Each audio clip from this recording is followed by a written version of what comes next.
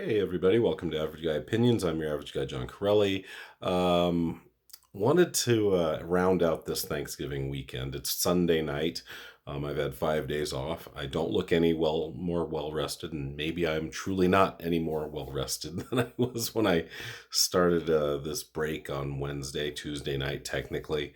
But it's been a an unusual Thanksgiving for me as to I've found thankfulness through death this weekend, which is very weird and something I'm not used to thinking about. And as you guys who watch me know that there's been a lot of close people that have died that I've known and loved and cared about. And there are a bunch of ripple effects. Like my last video was about Kathleen Butler, who I knew, but was really important to me because she was the mother of so many wonderful people that I know, and became really tight friends with, especially my friend Jack Barker. But so I want to round out, and hopefully this will be the last death I talk about for a while, but we'll see. And this is one that wasn't very close to me, but it was close to Logan. So Logan came to me yesterday and said Stephen Sondheim died, and I was like, oh man, that's too bad. And I was like, how old was he? He's like, he's 91. I was like, oh, okay, well, at least he lived a good long life. And Logan was like, yeah, he's still bummed out by it. Now, for those of you who don't know who Stephen Sondheim is, and I can't say his name today for whatever reason, might need to slap myself in the face if I can't get it right. But he was a legendary songwriter, mostly on Broadway. Won many Tonys, and wrote some really soundtracks for classics, and not only on Broadway, but also wrote soundtracks for movies, and just was an amazingly prolific composer. And his influences felt throughout entertainment. Pretty amazing guy. I was reading up a little bit about him too. It was kind of sad. His upbringing was really rough, mentally and psychologically. His parents were and it was pretty interesting what his parents did. His mom designed dresses and his dad manufactured them. They lived in Manhattan, and then the parents got divorced, and his mom uh, moved out with him to farm country in Pennsylvania and psychologically abused him. He claimed that his mother would often come on to him and then berate him verbally. And from what the way he reiterated it, or recalled it, I guess I should say, was that it was just like she treated him just like she treated his father, and which was very pretty badly. And so sometimes, I don't know if that's what, if necessarily he needed that pain to become the creator he became. Sometimes we feel that way, that we feel that creators need to have some pain, and this, and then the best creators have had painful lives, and therefore there's this outlet that they've created this amazing art. But I don't know if it necessarily has to be that way. I mean, everyone's been through stuff. I'll say that right off the bat. I always feel pretty lucky about my lot in life, and that I haven't had to undergo too much. And maybe that's why my art suffers. I don't know. Though I make pretty mediocre jokes, and a decent book, and just some other things. I'm kind of bragging right now, but honestly, it does make you wonder: is that more of a cliche, or is that the actual truth, that one has to suffer quite a bit, often at a young age, to create amazing things later in life? I don't know. I hope not. I don't want it to be that way. But Stephen Sondheim like I said, an amazing composer, most famously for West Side Story. And it brings a smile to my face because West Side Story, for all of you old fuckers like me, when I was a kid, we had three, four, five channels on TV, and I was the remote.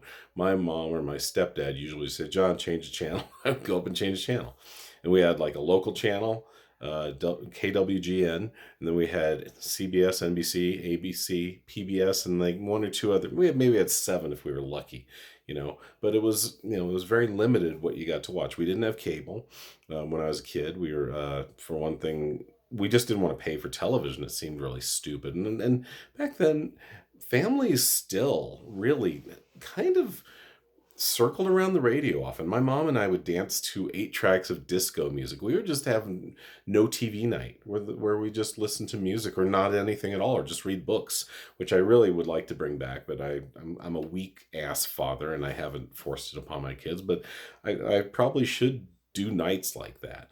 But I think it was very good for the bonding of the family, and it also kind of it kind of harkens back to my original point, my original subject, which is Stephen Sondheim, and one of our favorite movies and soundtracks for me and my mother, and I think it helped us bond a lot, was West Side Story. He's most famous for that one. He did other ones like Logan's favorite is probably Into the Woods. Logan loves Into the Woods. That came out in 1987. I believe there's been a reboot of it, and I believe there's been a video game that that's of the same name. I'm not sure if they're related or not, but Logan really is very mature in his tastes for music and media and movies, especially, and he just gets it, And I don't know if that's genetic because I've mentioned this before. His mother and I met while working in a movie theater. Did something happen there? Did the stars align just right for him to really understand quality media and just simple things like good writing, plot development, good acting, music, appropriate music for appropriate scenes in movies. He just seems to get it. And so I think that this is why the death of Stephen Sondheim hit him pretty hardly. Even though, like I said, he's 91, he lived a good long life, but he's still that's a loss for Logan. And it's a loss for all of us, like I said earlier. But to get back to West Side Story, I just remember like I was going back, I was sorry, tangentializing again. I just made up a word. I think that's pretty cool. Yeah, I'm tangentializing, but I'm also tantalizing ladies. Um, so sorry, but yeah, so we had very few channels, and so they would run West Side Story, the movie that came out, I think, in 1961. They would run that on TV like every 6 months. That, Wizard of Oz, there were others, but those were the two big ones I remember as a kid. And by the way, Rita Moreno won an Oscar for West Side Story, and then 60 years later, she's in the remake by Steven Spielberg, which is great. And I can't wait to see it. I haven't, and I heard it did well, and then the trailer looked great. So I'm really excited to. I got to get off my butt and see that movie because I loved the original, and it was like I was starting to say, it was really a good thing for me and my mom to bond. I was born in New York, but I was only there till I was 5.5, and so it was fun to watch this movie with my mother over and over and over again because we loved it. The story's great, the music is great. You care about the characters. These are all things Logan appreciates and would probably appreciate if he watched it. And then I talked to my mom. I was like about was it really that bad with white guys and Puerto Ricans? She's like, yeah. And then I talked to my dad, and he said the same thing. He claimed that my grandfather, a tiny little Italian man, 5'3", and probably all of about 140 pounds, was mugged when Puerto Ricans started coming to the neighborhood back in the 60s. And me and my uncle would get in fights, or me and my uncle, my father and my uncle would get in fights with these guys.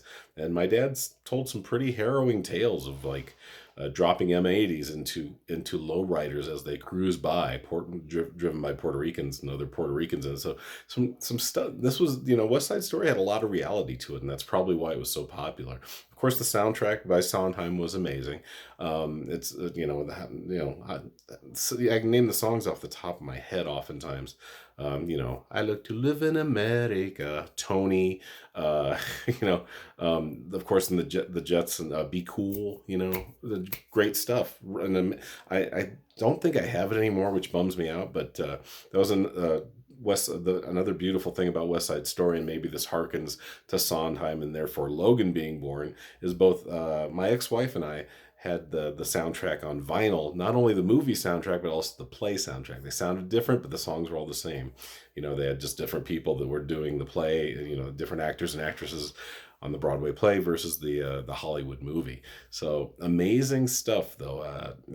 So I just wanted to address that and say that to round out this Thanksgiving weekend, that I am thankful. I'm thankful for so many people who have been in my life, people that I've known, people that I haven't known. Stephen Sondheim, very indirectly, but affected my life, affected the bonding moments with my mother, affecting the bonding the bonding moments with my kid Logan, and even Dante too, because Dante's really into movies and loves that stuff. So thank you, Stephen Sondheim. I wish I could thank you personally, and I'm sorry you had to go through the pain you went through, and whether that affected your art and made you the amazing artist you were. we don't know, but thank you for everything. Thank you, everybody. I hope you had a great Thanksgiving weekend. Hopefully, I'll hit upon some happier topics this week, and just understand that I am just I'm hitting a new plane as far as appreciation of people that not only are currently in my life, but have been in my life either directly or indirectly that are no longer with us. Thanks for checking it out. Um, and like I've said in the past, if you have any suggestions, put it in the comments, and maybe I can hit upon something and ramble for 10 minutes about it. I think I've proven that I can. All right, see you guys next time. Love you all. Bye.